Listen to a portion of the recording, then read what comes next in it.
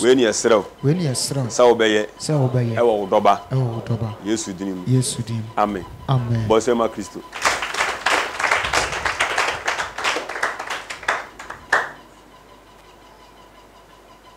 I also obiawe. Obiawe. So for unim ne ha me. Enye nko a bibi ha obi o ha bibi ha no. Enti emfa wo ha no. E ma mesa asole no. Yan ye wa ha bibi ha obi a anamboa. So nye bibi nti ne ye wa ha. Enye bibi nti. E bibi nti. Enti no emfa wo ha no be ka sofo. Nye ma nko yie. Me so megina ahwe nko yie. Amen. Yesu kro bo yan kran so. Enya agenya ne ekoyie ma no. Because Yesu how ne say me no beja den. Yes, yes, yenye den. Enya. Enti Yesu oni how. Enti emfa how emmunum na wonum nkyerɛn. Ensa yensu ebemu no de akyerɛw. Amen. Pejo Bible na mehwɛ. Gana fo mpe no kore. Safo ka no kore bi onfiri Kristo. Mepɛ mi mfi nyame. Peja ne biem fatu otu so. Fatu otu so. Kaso bɔ ade. Asɛm ne mutumi. Ene ahoɔden awom. Enye nhye. Meslew. Mane munwura me. Force. Emfa mepɛ. Enhye me nsɛm. Na me de mepɛ ɛyɛ bɔne ene owuo. Efiri na ɛkɔ. Wɔbɔ ade. Bigina de himogyanum. Ɛslew sɛ gye mepɛ efiri me nsɛm. Na ma wo pɛ enye hɔ. Ɛwɔ mabrabɔ so. We na mesle sɛ wo bɛyɛ ɛwɔ wo dɔba Yesu dinim. Amen. Bonse pama Kristo.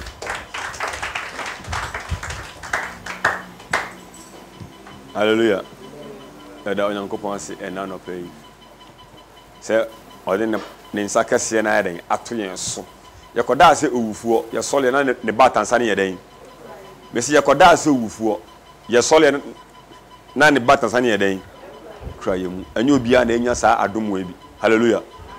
Enye obia na yɛden. Enya adom we bi. Me no yɛn nsɛm fata. Enso ehumɔbro nsa emu dɔ bi na owura no ɔde ayɛden. Ɔde ayɛden. Enti yɛte ase yɛma ɛho mmra mfaso. Amen. Amen.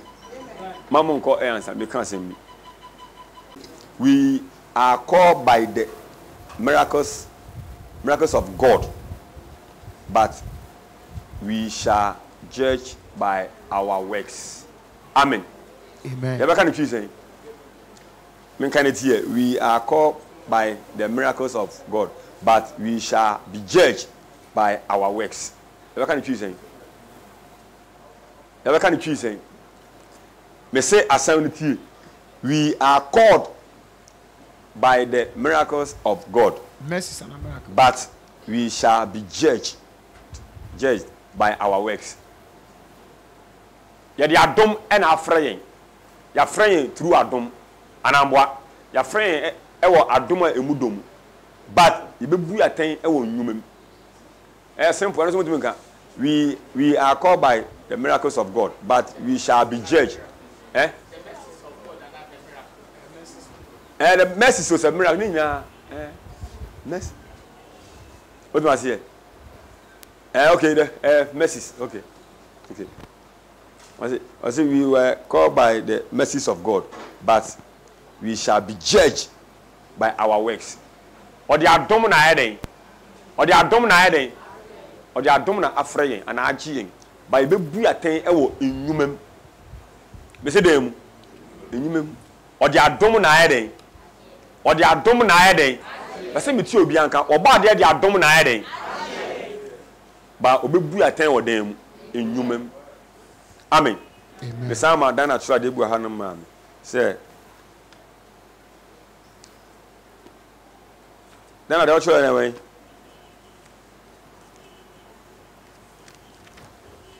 enu aja no. I say we were called by God by the mercies of God, but we shall be judged by our works. Amen. Amen. And me say to me can believe say mercy is calling. Mercy is calling. Adom efle. Mercy is calling. by works is pass. Yeah, pass it etwemu. Pass it mo school exam some pass ya. Say pass. Or the adom na afrain. But enwuma no and ye pass. Amen. We are called by the mercies of God, but we shall be judged by our works. Or the adom na afrain me no mienu nyina. Or the adom na afrain sofu bia wo wiase. Or the adom na afrain nipa bia. But on fa sa adom na embebu ya ten. Atemwo ni eye nwuma. Me say eden. Enwuma. Eye den. Enwuma. Eye den. Enwuma. Eye nwuma. Atemwo ni enwuma. Sabo kan yan kwahwa de bi Ephesians 2. Binyankopon bra wasamo ba yi ni pesu ene nipa ban esi nchen. Amen. Ma asam no mu gya na mu tumi enye wo ma ho dwuma. Ma asam no fa entia emra. Owura kan yanim, owura tenetene yen. Na kire yen. We dey so ba ye e wo double study muti. Amen. Amen. Kan yanko. Ephesians chapter 2 verse number 8 no. 8 to 9 ko. O se. Na adom na wode nam gidie so age yankwa. Adom na ede den. Wonam gidie so de age yankwa. Adom ene nam gidie so ede age yankwa. Emfi muara. Emfiri muara means enya hoden ko. Sa. Eyo nyankopon achede. Onyankopon den. Achede. Another way adom so ye den. Achede. Ko. Na emfiri enwumam. So we start in the book quotation no. Ephesians chapter 2 verse number 8 no. O se den. Efisofo homa no. Se ye mienu nwuma ye nwotwe. O se den. O se na adom na wonam gidie so age yankwa. O se adom ne nam den. Gidie so age yankwa. Age yankwa. Emfiri muara. Emfiri muara. Eyo nyankopon achede. Onyankopon achede. Emfiri nwumam. Emfiri nwumam. Na obiara anhoahoa ne ho. Emfiri nwumam nti hwe na wanye den. Wanhoahoa ho. Emfiri works hwe na wanye den. Wanhoahoa ho. Wanhoahoa ho. Adom because we don't deserve to be called sons and daughters of God. Amen. Amen. Yensen fata se be frɛ yen nyankopon ma. Ana onim. Sir. Mesi yenye den. Yensen Fata because ye yesuba nkyerɛ sɛ ye a Christopher. We don't deserve so be frɛ yen sɛ ye ne ma. But adom bia emu dɔ esi ase the deepest grace and the deepest mercy and the locate me no mienu. Amen. Amen. Naka by this time baby wonam nne no enye bete. Ano kra opon kra wo san konante ho. Naka baby wonam ende Sunday no kenye bete. So kan ko biom. Ose. Na adom na wonam gidie so age yankwa. Adom na wo ba ade Elohim enam gidie so ade age me no mienu nkwa. Enya muara. Enye yara means enye bodin. Sa. Ko. Eyo nyankopon achede. Eyo nyankopon den. Achede. Wese wan ka se eyo wiase de. O se eyo nyankopon achede. Achede. Ose na emfiri nwumam. Emfiri ye nwumam ayeye. Obiara anhoahoa ne ho. Hwe na wan fa anhoahoa ho. Yase amiti obitonum. Mase amiti. Adom. Senia miti biara. Yesu. Ose senia miti biara means whether good or bad. One aye. Yesu adom. Mase amiti. Adom. Senia miti biara. Yesu na waye. What must say? Enye nwumem adom. So we say Titus 3:5. Because of the mercy, that's why we were called. A mercy of fraying. Adom bi no de fraying. Titus chapter 2. 3 verse number 5. 5. O say dey. O say, emfitri mu. Emfiri dem. Trene mu. Enu po den ka Bible ni man ka wan cholo because nya de ye dey. Nya de ye dey. Nya de ye dey. Nya de ka Bible no kra cholo. Nko po minim so odon do nti o. Wo say emfiri ni mu. Onu mi say entre. Nka se ko odibem. Sabo kanko. O say emfitri mu. Emfiri ni mu. Enyuma ayayom. Emfiri na emfiri enyuma ya dey. Yayom. Ko Na mmom.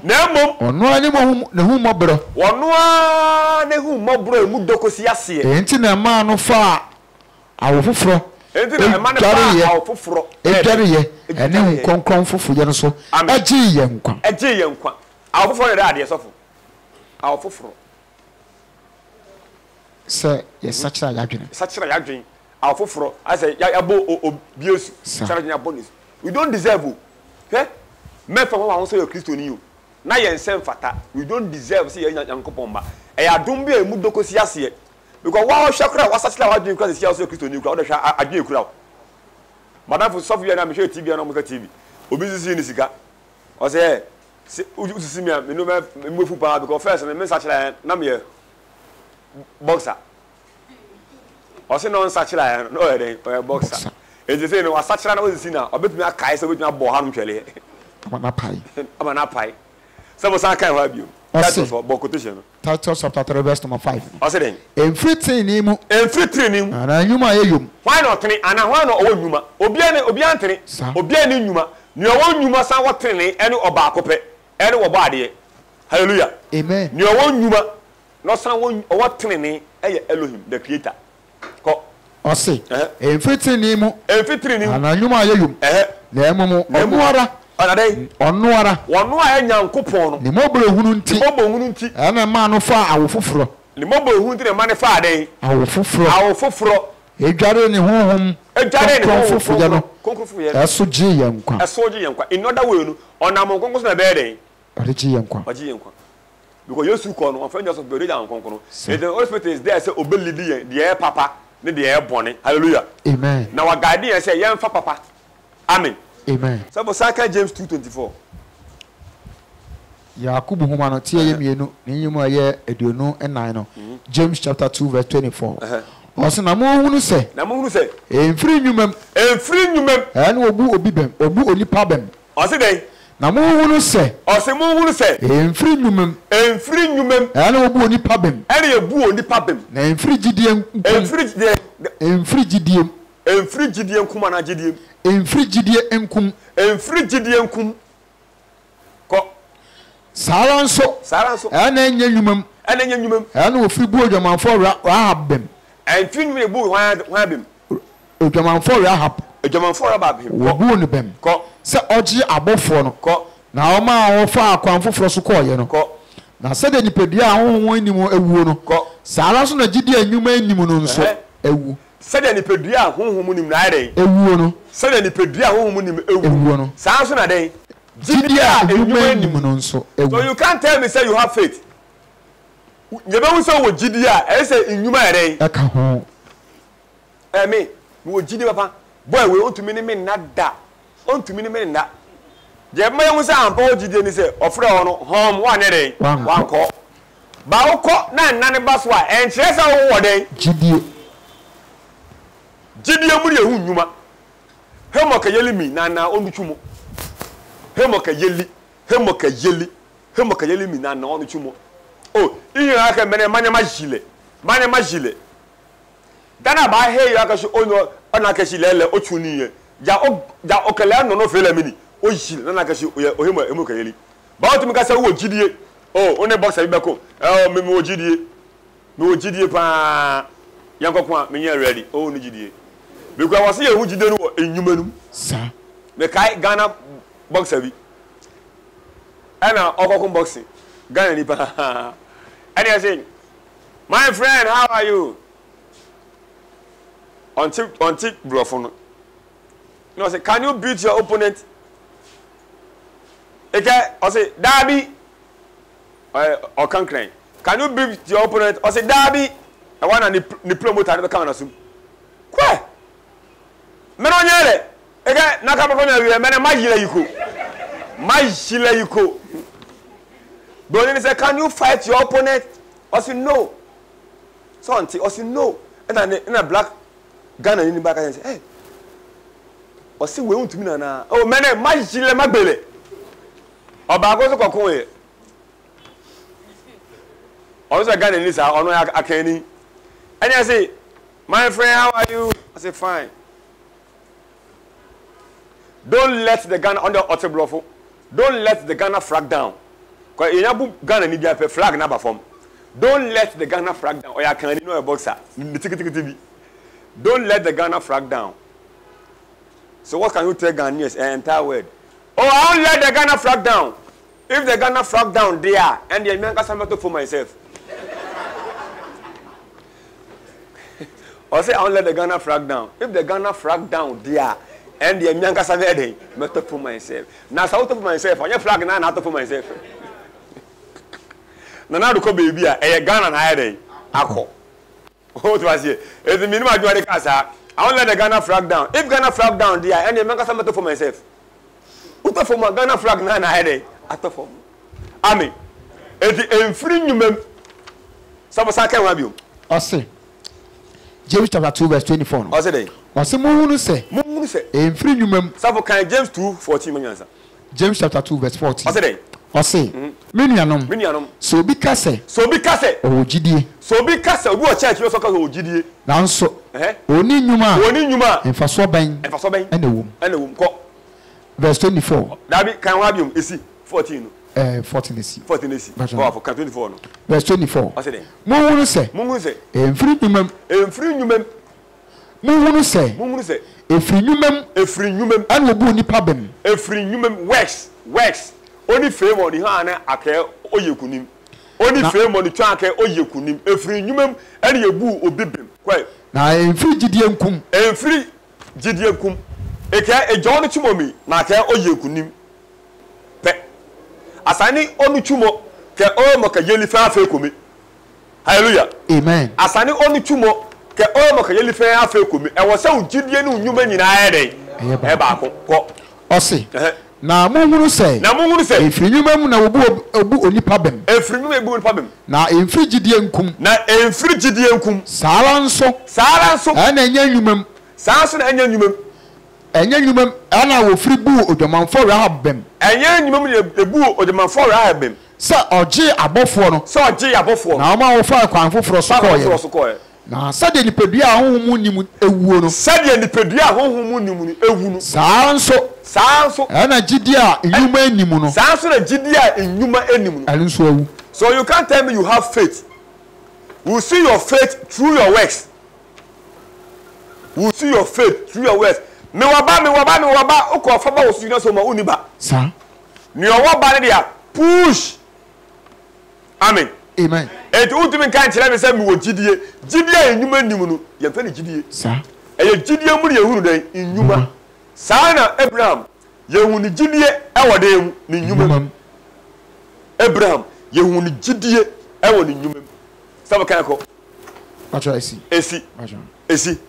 ene ya kasafa ene ye mercy hallelujah amen eye nyindie eye enyumam ene ye hu gidie etiwa wa bia wo so wo gidie onu nyuma no oboa onu gidie in other words safo just say enyumam wo du che gidie anamboa ye mama sa ye bema enyuma 70% ni ama faith 30 etobi bia wo so wo gidie bia na wo se ye hu gidie no ewo enyuma no sa anamboa yes wo se ye hu gidie ewo enyuma no banda Kristo bebele oh ya wo gidie so enyuma no ye ni bi amen so having faith without works is having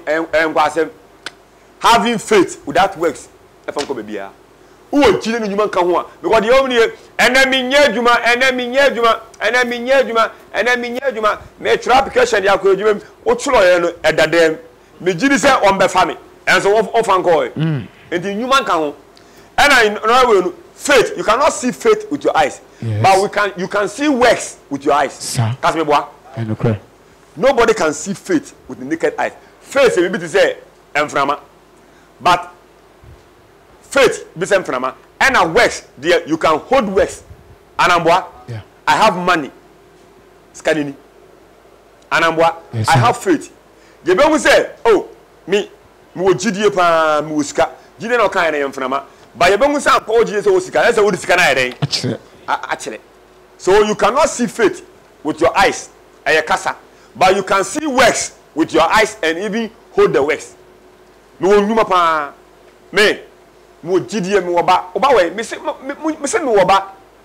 Uko fe ko fa ko la ba na still. Yes, influence ni umai. E the faith ni dia wo. Ba nyuma nyere enka ho. Amen. Amen. We were called by mercies of God, but we shall be judged by our works. So for young works, you know.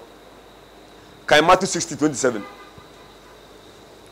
Matthew chapter 16, 27, verse number 27. What's it? Matthew Sampati yedu ensianye mu aye eduonu enson no. What's it? Na onyankopon na onipa ba no e de ose na onipa ba no de neja enimo nyam ene na bofo ne beba na no na obetia obiara ka sade ne no yo etie sade ne no yo etie we da hanso fe e kasafa enyuma ho amen first de ne kasafa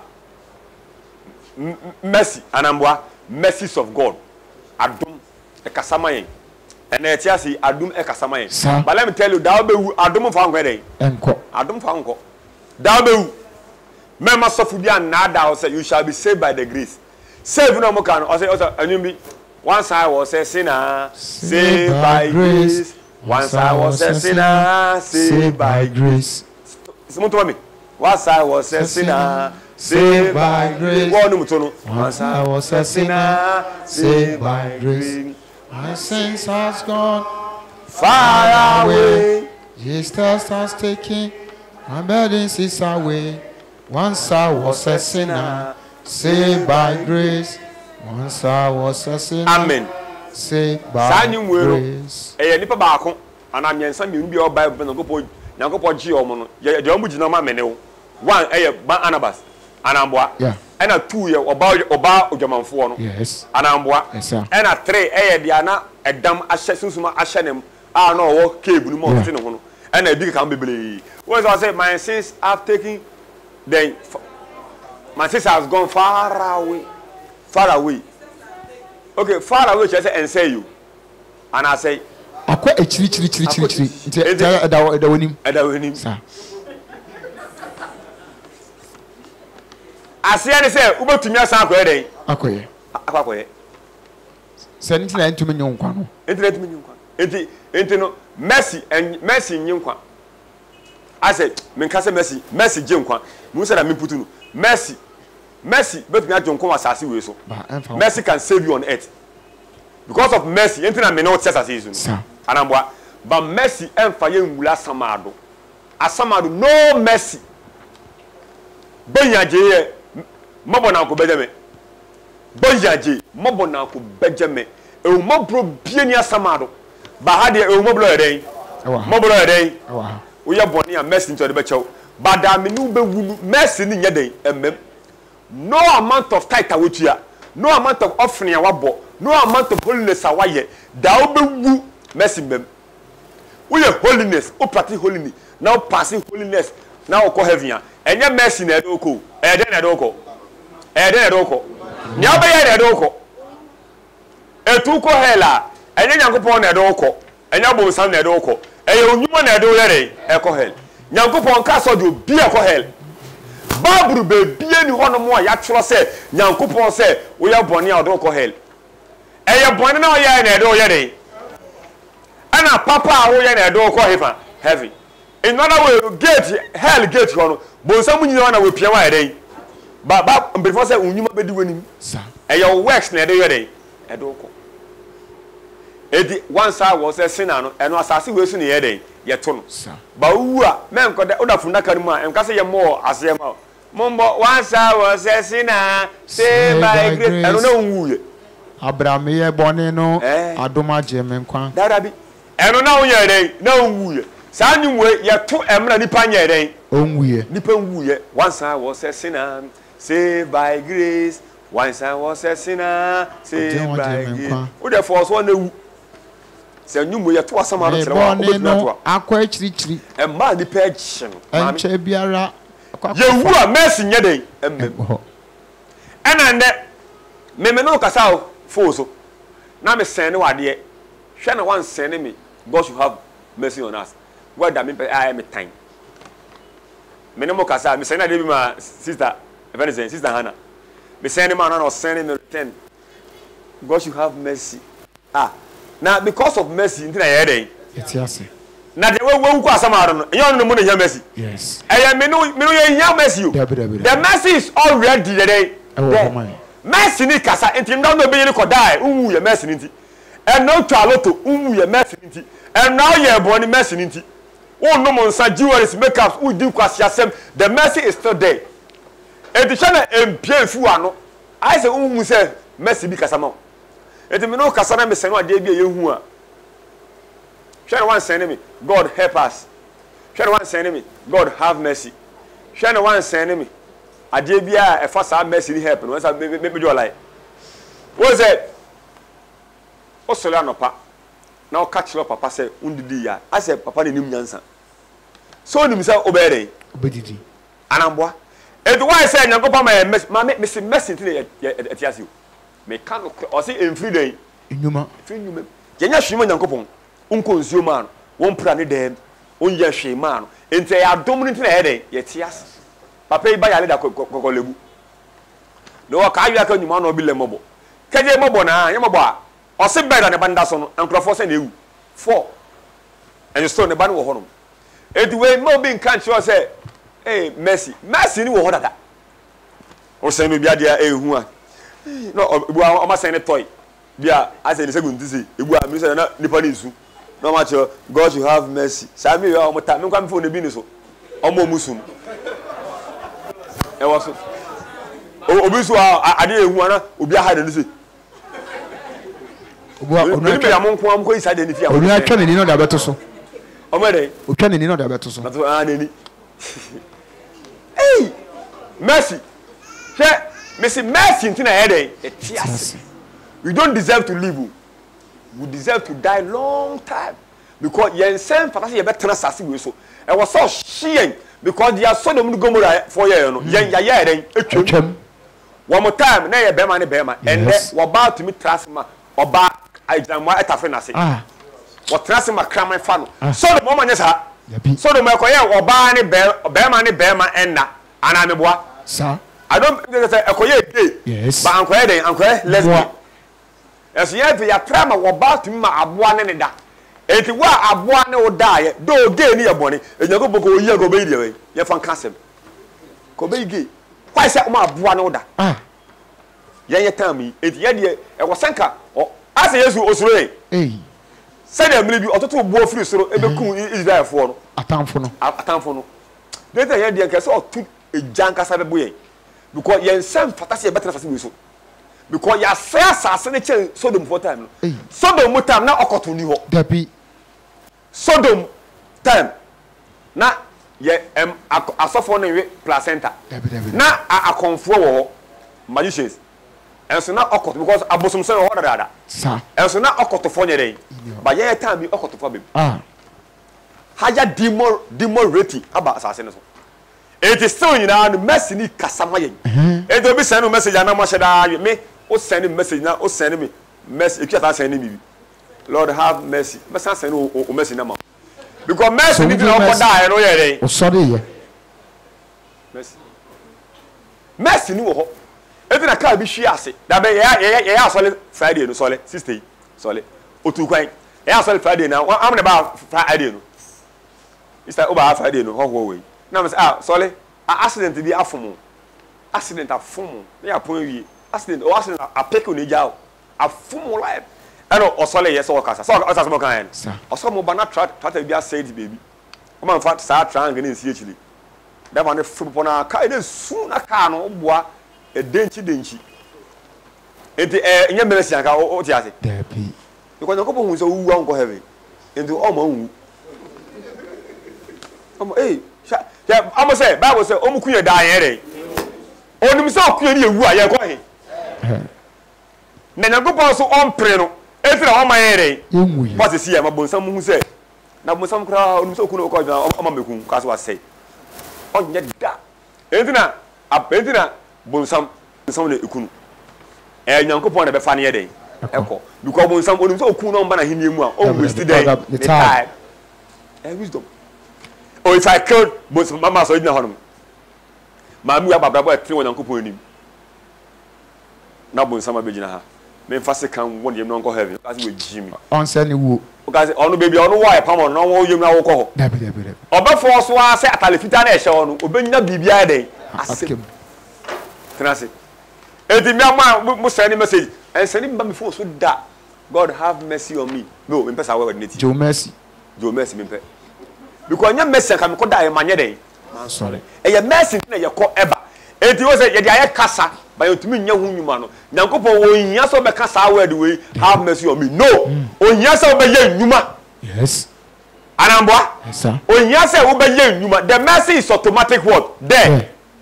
The mercies of God e wo hot dada. E wo ma ebefuo, awsafo, obi bia o wiase, e wo ma gay for lesbian for. The mercy is there. Once wu you, the mercy will still talk for you.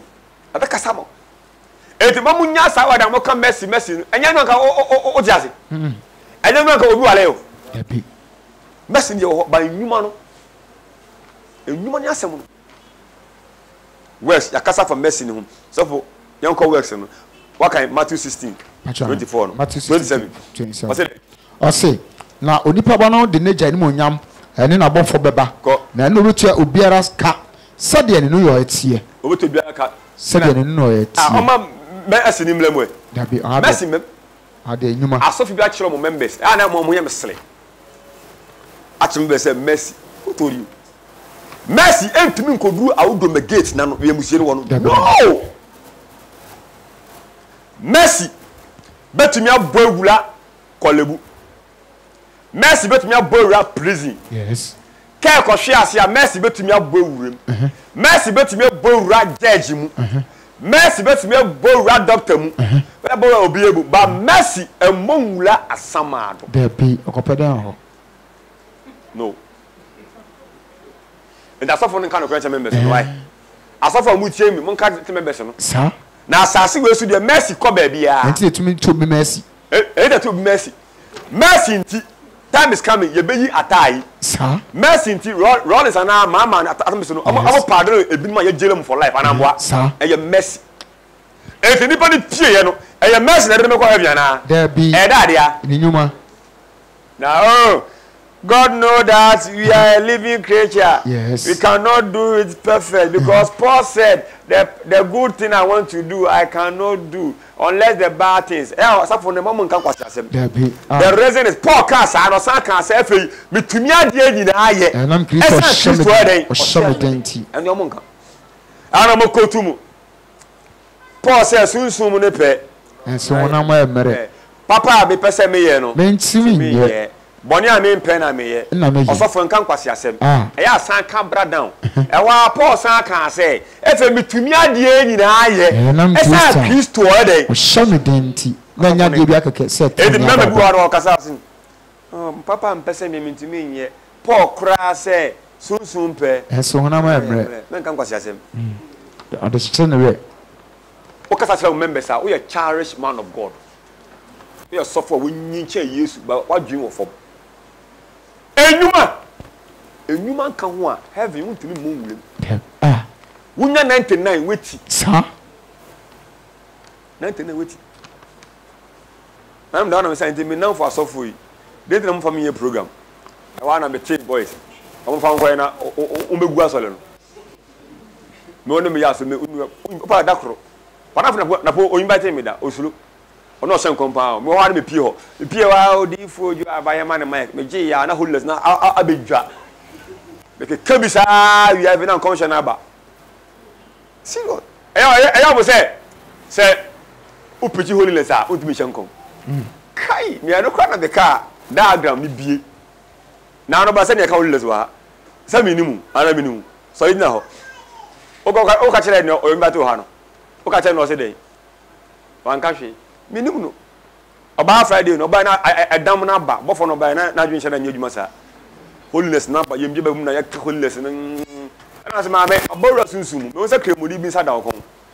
kremoni abrante sa da okon o se no kure me boyfriend na Nigeria kremoni de kan de wa mantimi nkan kire ono afele tre bien o me pega ma asole ne begu o because what one can holiness bia o preach bia me angel said be chiba ni modution wo de no yes duku wa kasole begu du person begu complete me du asole begu me bu asole no because me jina pa so na me jina ka san kwasem kwa na meka me no sosofo no me no ebesele ba me jina wa na me kwa ni meja angel ba kwa na dwen nya o church ni say on destroy asole no tungu asole because to me kan kire sosofo bia o preach word we wordly preacher o angel o do wetin mo do che holiness for boa memi angel odi mechi anko pod na odi mechi obetumi twia fa asafo peni fo bibili organ ha no mo angels so because say mo mutumi nka o mutulu kabie wa beto samia kana hwe safo ketwa ya suma demons a say o mo mbla na so demons no o mo mesi target ye nyanko po adum nti ene tumi nti no say ye gine mu ani me nka de be oda adom be ba ha no ma metrasi Yanko fa me so ka kire o se ensuo bi da bia wo to dokron no e shoke o a me trust di o se sofo da wa kan anu odin me so ma me dokru bi ya okoto gota ke tuwe bi sa no ma no wo tra gota na so to dokron o se ha sofo we de hu yi me hu yi e yo ba de ne hu yi wo de abompa ye me nkan tumi ko me ntene me se be se wa ba angel anyankopon assign na odi mechi no ni mu odu was so brutal after me shede ma be say ademu ha edu na me say udafo aba ha bo say me dampo sound no ma no gina me nchen ataban kai oba be mani ma ye guide no si enam kwan no so ani my wife man wale ma fa kama physical on tiase my wife man wale na kamoku my wife na kra onya ne be eno kra wa say me ko do ye me ya eno ye warning light edi ma de say me wale ablante na warning light na man wale na enyuma sofu be wutie na okato say mercy will take you to heaven no tv no mercy ye den dumo no any man of God on earth who will tell you say mercy will take you to heaven that tv put it off station no and to plug no it's not your works we shall save by the grace and eya na asasi we so aso no bible look sofu ka say oh, it's not your works. You shall be saved by the grace. And we are assassin we so seminar. Bible yede. Of Abraham, Abraham or seven papa abosom. Abraham no nim say Nyankopon bi wo ho. No nim say Abraham be the creator, Elohim, the creator of the universe. No nim. Abraham ka say the papa abosom no na yede Nyankopon. If Nyankopon free Abraham. Ewo ne umobrum eye mercy free Abraham. And Edru baby obi ade so kire Abraham say Abraham hwe wasoro fefefe and Abraham say any me mo wa hini emu and I say no me de adom a emu do esi ase and e frɛ o efi abosomsom no mu ba sa to da wo on de ho yan fa adom nya den enko ele say wudi nyuma den so we were called by the grace not our works by enter the kingdom of heaven kasi works la maso bia na dawo me masofu bia na dawo me asoli bia okọ asofo no say you shall be saved by the grace no on chantro eno ya asasi we so yes ba atemu grace nyeden enko ho shana o kire wako ku obi akọ bo obi tuo ni a che ko fa kwa was grace bejo grace me see grace ekoko lebu grace ba so dem grace ko police station grace ko be bia amen ba be bia grace nko my 11 bo say ye tonyum no efenoko kanyumo komo boni gbelefe nshia efeno ni ekitafunda kanu kwa yare sawama na ebisu ni say Wofe ebisu ni say wofe yare sawama na krofo de kwenu mama uafa efunu sanko mami efunu sanko udi eja hon ye udi efunu udi eja hon ye udi esa wo yesterday udi eja hon ye efunu yesterday efunu yesterday grace grace ndi ampa efunu da kanum yanko yakosa ebia efunu nko na sofo na obisapeni abebo adaka no omegunsa omasan asase mu no asase ya jinsa ufie kraman wo de tu bomu yesu nyinsa no so sa de gu fom onka hwe amo kosa grace dia asofo ni bia ye members grace ne ya besofu ndaka ne sio bye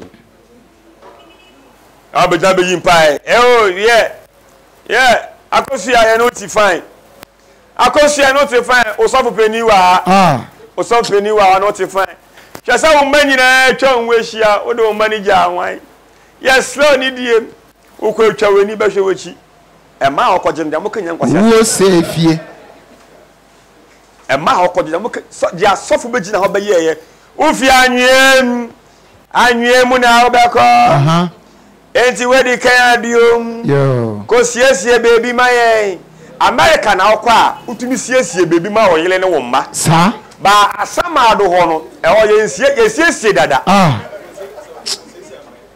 okwa America usiesie ho ma oyele ne wo mma obe form ko no nanfo wonya baby ti ba asama do ko du ho no mu na ga me pa cha me na mi wu last week no me a fresh efun me ma me se me ba me peda brema no ye bi so na wonya bibi obeda na wo san peda brema obi ne ha ye peda bre no da bre ne ye den e wo dada me pa cho langa de phone ya ha langa de phone no crown no mo this side no eti asamado grace nye den enko no mercy we are suffer no do asamado na ufeli uwu na ufeli no mercy we are member na uwu na wan ufeli no mercy eti sa west na amuka have mercy have mercy have mercy obi wa okutalo to ni edi na o say have mercy we talo to edu saka kwasasema ka ho mercy mercy kaketu ebi ka midi loto no ene boys be bilan kwa asole esa yesi nda mo bo Champions League team ye lose obi anko asole wa ana win ye am say referee kase referee win ye referee bebele saade ye ntin ene kwa asole because ye di ni bet okwa asole so ontia tight otua ni nyina ma Messi obi jene pounds no hwe ma papa enyuma o enyuma don la on Messi otumi wakola woso ebi ma 50 40 25 kilo ana akola mo soso go assist ni ayi otuma se akola ososo sa hwe ekwan won ho akola ne pie ba ya adom ana oni enkure efo so le ya wo sa akola we no wo no obisa se no ofiri ne ba ofiri wa sa kwan no anofa ba yes ya adom ba efe die ye call heaven no enya adom o de pi me say e den nyuma yama ye nyuma ho nti efi me sofo so besi nkola youth no so obi an nyuma nye den enti na maame me see efi na ko utie sofo bi na say o say you shall be saved by the mercy man sofo nti say you have saved already by the mercy on earth we have and yet now we are come to save we have been saved and we are still saving. Amen. We have been saved already. I will put your money. Drama one kaboyo. Drama koni special. Drama beye ko nu choka he won woyo. No kana kanya ka fe da ko chake wa ba hele mi ka drama. Hele bomo omo ka drama. Hele wo miye na nejirawa akepo mi na yenwe yewe momi ahele mi o maje ni ahele mi miye na nejirawa akepo mi na yenwe yewe momi ahele mi o maje ni amen. We have been saved. We save you na wa sasi so etra ye ko eba ye ko de bia den eba e ya dum ni ntia ba fei e wo se ye di nyuma den nyuma o se gidie nyuma kan no e ye gidie hu ya dum nti bla kwa meti hoyi ka se we wukura dada ka se adoko nya new husband yes ono so minim do bewu on kan chile onya latest album ko wu dada because accident no o mo de ba na nko body na free o do say ti adom no wo ho nti adoko ba so ojeni na wusu owu ye second time owu ye nko bo nya no e ti kenya adom ko so nya ne adom no nko bo nim say na wusu wu an ko ko hell obeji ma obeji enti na adom no ye de e kasama ye enti mama ye ma adom no ensel si fom mama ye ma adom no enye kwa waka ni dromo fe yaka waka na fe yaka ji asane wo tu dromo heni Paul say adom ni nti yanko so nya boni ana Paul woni Paul e kia dromo e wo waka wo fe shalo no my yanko so nya boni e say adom ni nti na adom e wo expiring date me say adom wo den e wo expiring date ba enyuma eni expiring date sa kase me boa enukre enyuma eni expiring date enyuma na wo ye no eye papa e da heaven twen o ba ko tota so aba ana bone ne so a wo ye no so ye nyuma e no so ko tintini adom de e was expiring date the day a wo nu adom a den expire the day you pass away you know ko ne ba so ti chineke dromo ehu then wo worship on no ko ya brochi no kwami ngba oyo dromo wi abu adom kasama bada ba ko da do samegu gu se no adom nye den in other way no adom e was expiring date kasimeboa adom e was expiring date the ka ma bo prison adom expiring date ma e betumi allocate you yes wo yale a adom betu be expiring date but dey ni obagbo wa adom asa adom expire enti adom expiring date no e so waka on side dey egu ena me no tie ase no adom expire egusu yi adwuma mema sofu bia nkan kire say you shall be saved by the grace. We have already been saved by the grace. That's why we are on earth.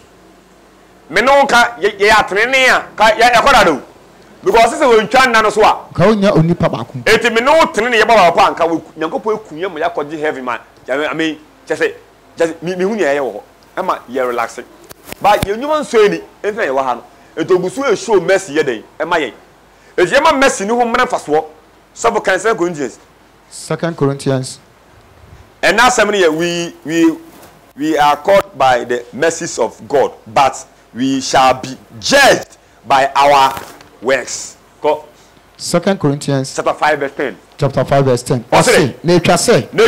Ye nyina kopie Kristo atemu adwane nim ho. Ye nyina kopie no oyi asofo ofirim. There be. Se me ka asam na me ka asofo a we member adan dwane. Me se me ka asam na me ka se sofo a we member adan. Run away. So sakan. Ose na etwa say. Bogoto she no.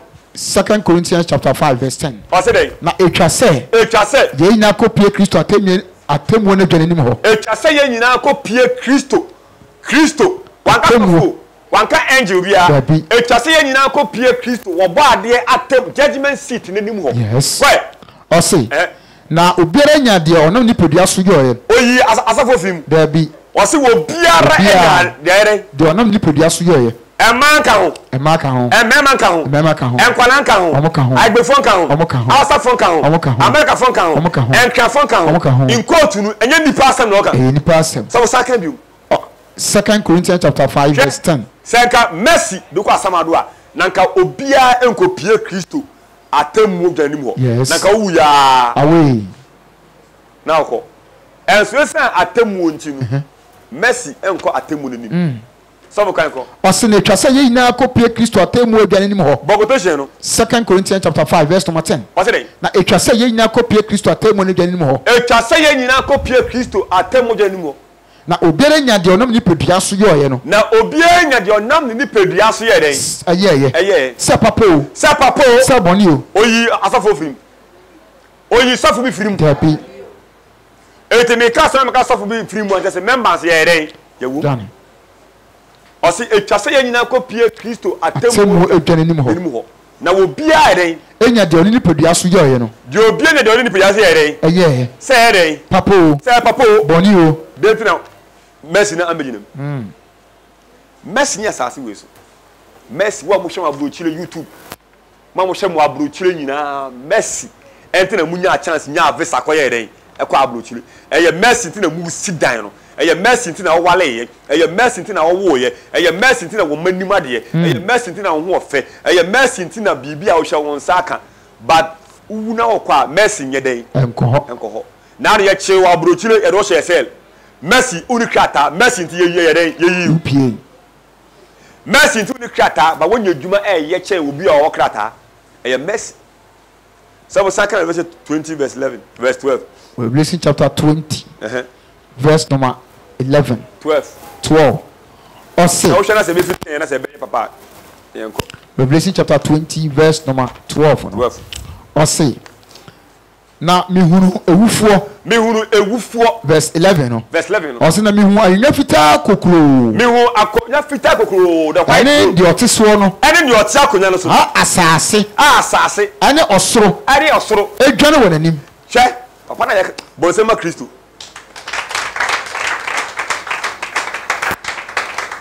ose onya ohudan ose na mihunu ahengwa fitaa kokro na ohunu ahengwa fitaa kokro ene de oteso no asase land ene osoro dwane nanim. We are running away. Tio neka sabu sakana men charge bi wo hono ose bogoto she no. Revelation 22 ye shall say verse number 11 no o etifu say amama nyina owusori ne atemu amama nyina owusori ne atemu kwe na mihunu ahengwa fitaa kokro na nyankopon ba so na ka say ohun ahengwa fitaa kokro na de oteso no ne oteso no asase na osoro dwane nanim. 1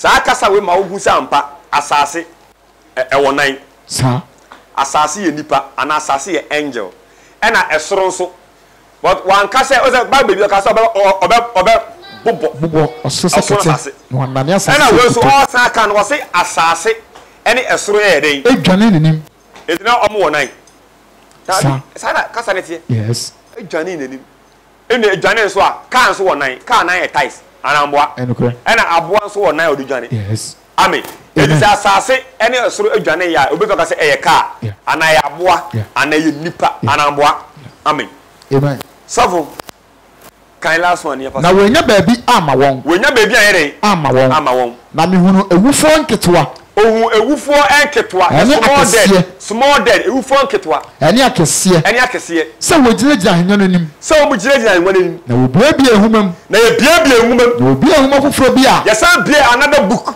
eye nkwa homa no eye live book the book na wonam insama wo kyerɛ wo homa no mu no ye nam insama ya kyerɛ the book of life no ko ɔse na wonam insama wo kyerɛ wo homa no mu no ko aso bubu ewufo aten ebubu owufo aten sade wo nyuma etie sade wo nyuma den etie in other way no judgment seat no bribe dabi no partial sade wo nyuma tie sade aden wo nyuma tie sade wo nyuma tie banda ye be for bu ebi mo wiase a eje bribe koso some institution bu hard man eje bribe ebi kura ne mma no e dance am wo nyuma ene ya asase we so ne ye banyankopon bo ade ne judgment seat no e sa ne ma we enkoso ye hwe ni penim emu ni fo banyankopon enim ba Ghana ha ewiase yetumi hwe obi enim ene ne sen natale ne ya jeje no se we dia akokọ no na ye den ofai toilet na ye debu ha no ma mi we ba na ye o se de bia ne ba no on shed dross wo bi so shed dross wa be ye gu ma speed no ko ahye e no kure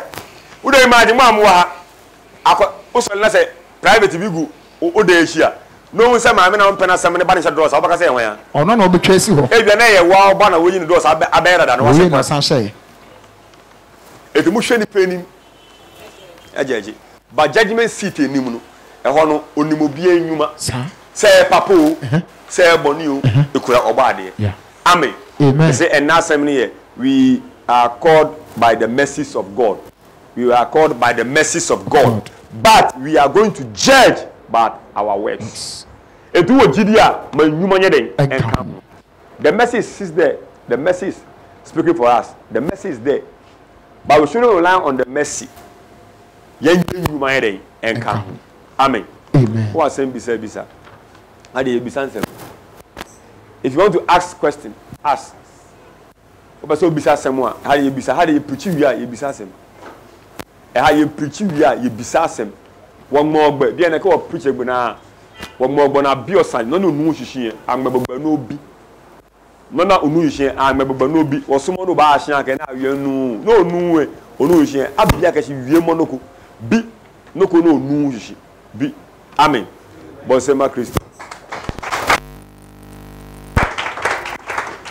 Japon ha de onti asema se a ye bisa enti de onti ase no we are ready bisa that's one you can say no so ehu ewufo nketewa safo bie revelation no ha de ye pichi wie ye bisa nsemu revelation 22 and 2011 o se de so ehu ewufo nketewa na ewufo mpe ya ubisa ne se revelation 2011 no ubisa se ewufo nketewa ne mpenfo na asa chese ya be kira se o se onti ase ewufo nketewa we are simple but say my Holy Spirit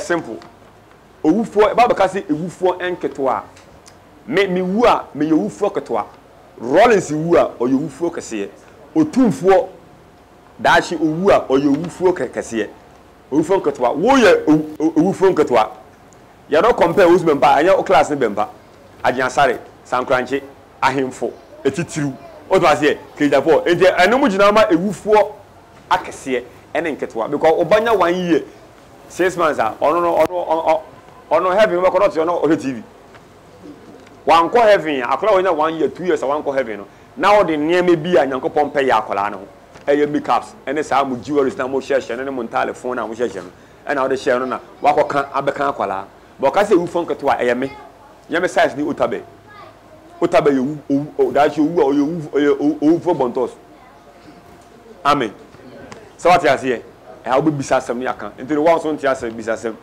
how dey preach you bisa asem ha nyankopɔ fire so teaching ministry so when the man of God finish preaching you can ask questions bisa asem they actually what just when bisa is throw so ebony man you need to ask now woman fa emu ayembla nkonkono bisa asem look to the man what did I go to man Mike but some person me who different between mercy and grace okay also person who mercy and grace mercy some of the Bible you can't be okay start here can Ephesians chapter 2:18 also mercy and grace Ephesians chapter 2 verse 8 na adom no nam gidie so age mo kwa adom ne da de kasa ben adom so for adom ebra fu me den grace grace ayamba ya say adom grace and me na ba ne bisa say den oboso hu adom and grace adom ena den also oboso hu adom oh man ka say oboso hu den adom enso so ya edantem ena o kan we so boso den o say na adom na wonam gidie so age mo nkwa na adom no ye da ade a adom ye grace anamboa ena o say oboso hu mercy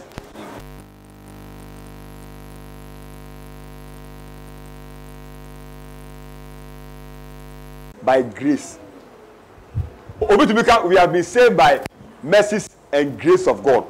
You can blend those two words together by and yet the same word. We have been saved by the mercies and the grace of God. Okay, see ya. Kai bi be bon ba. Ena nko po yi ni free mu. Eno original dance no yi ni free mu.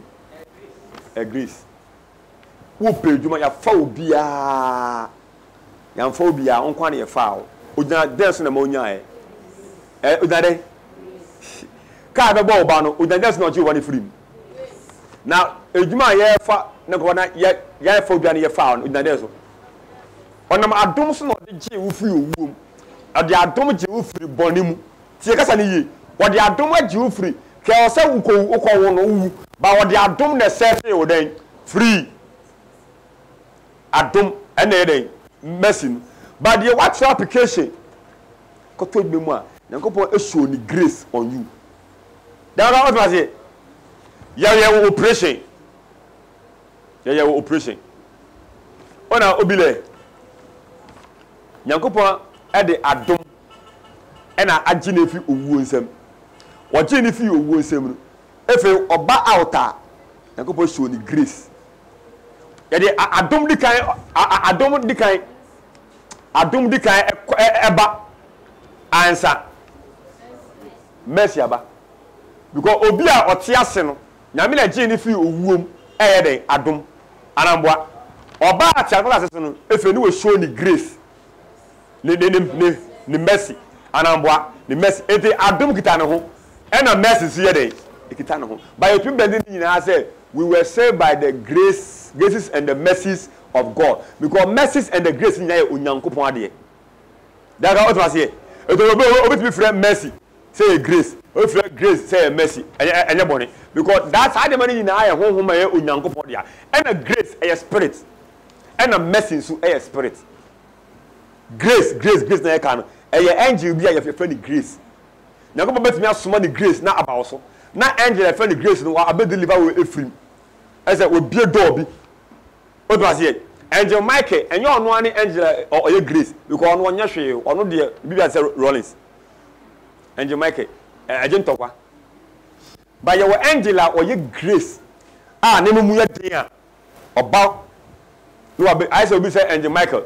Angel Michael suffer be want to me yasole na Angel Michael and Casanchelo. No. Angela Nyankopon fan so who go fan so and ye edifujuma prophetic angel Gabriel. oye angel oye revelation angel Gabriel na wo so daye na ore fia eye onkonkon na empower angel Gabriel e ma ne be ka daye no because daye bia obeso ore free bia no eye onkonkon ona instruct angel Gabriel no the daye ne ade aba no say daye angel ase ade aba angel no we obakofo enye niam mienu je wo angel a ye friend Grace and ye wo angel a friend Mercy. We were saved by the mercies and the grace of God. Say,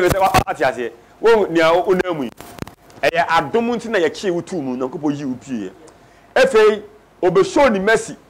I say a cannabis shit, and I'm not obedient, and you mercy. But you are dominant as you free. Say, if you will show the mercies, the mercy needs to be open doors. Any good door that opens by God, a mercy door. What does it? Door be a bie.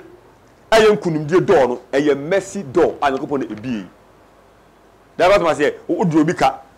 The father be go ni mu ase. O ka se ka o do be police station.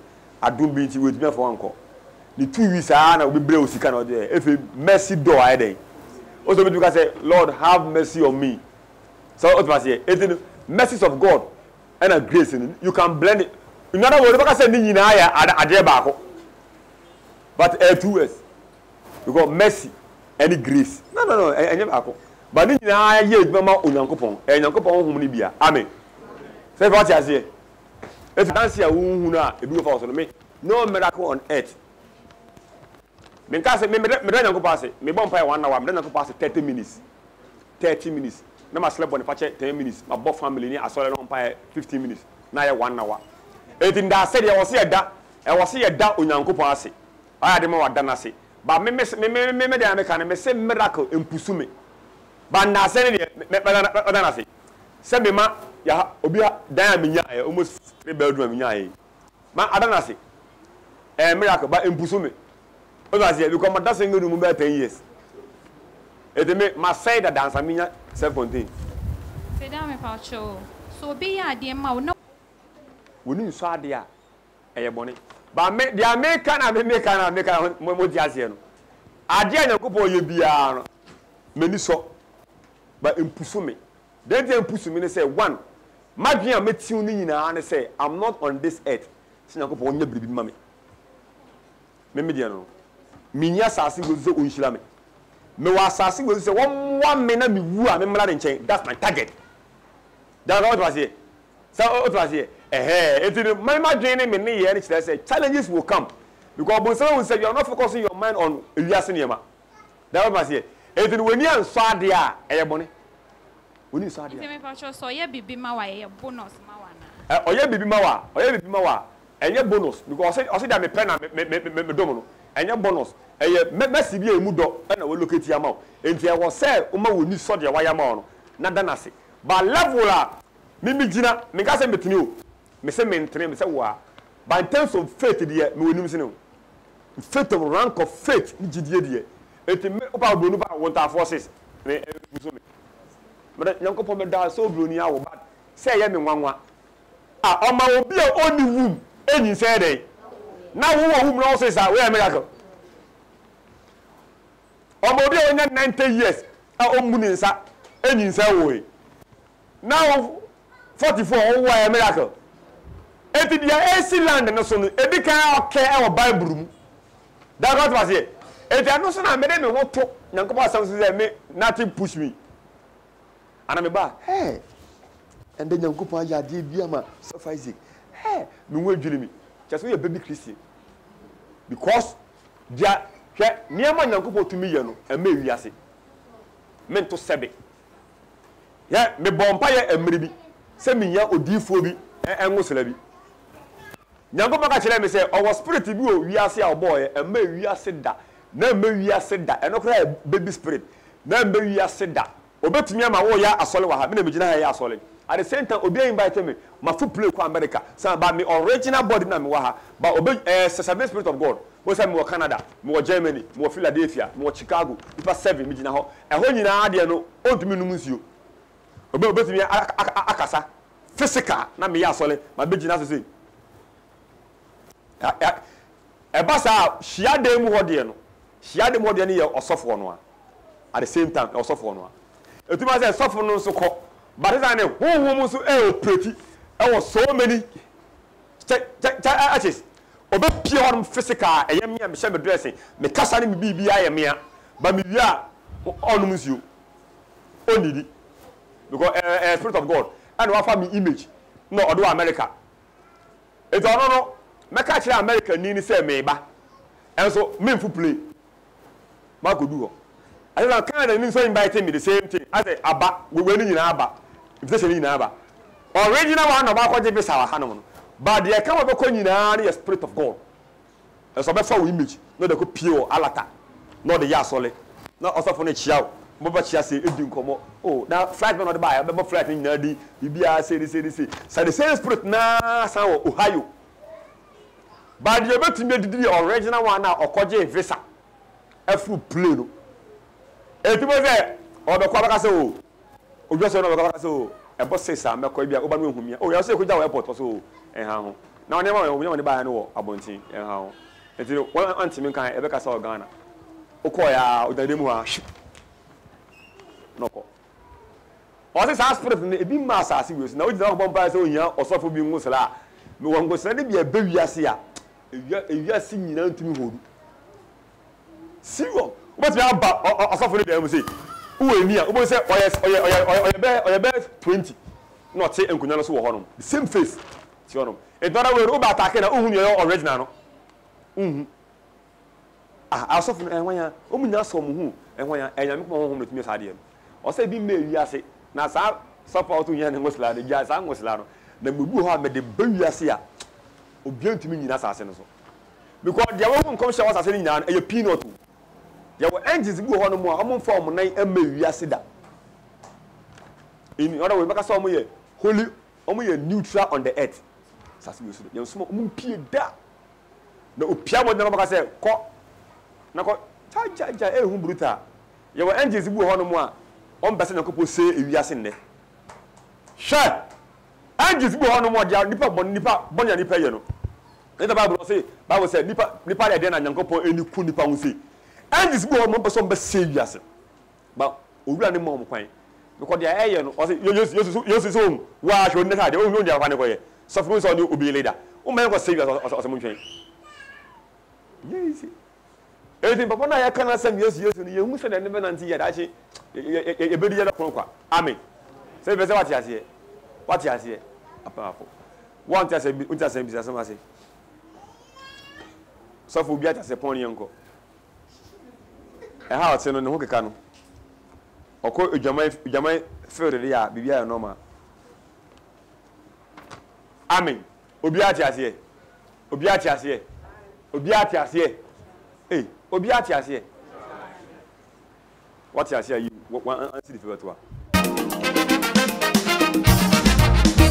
and come on titi and come on say eka tafu come any me bossy she ranking yummy ultimate hitani ultimate top and casino katamiso and come on titi and come on say eka tafu come any me bossy she ranking yummy ultimate hitani Ordina tapa casino katamiso